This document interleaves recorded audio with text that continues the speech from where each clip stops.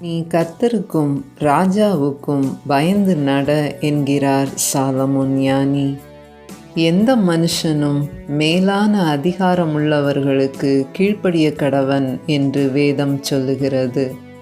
யாவருக்கும் செலுத்த வேண்டிய கடமைகளை செலுத்துங்கள், எவனுக்கு பயப்பட வேண்டியதோ அவனுக்கு பயப்படுங்கள் என்று அறிவுறுத்துகிறார் அப்போஸ்தலராகிய பவுல். தமக்கு பயந்து தமது கிருபைக்கு காத்திருக்கிறவர்கள் மேல் கர்த்தர் பிரியமாயிருக்கிறார்.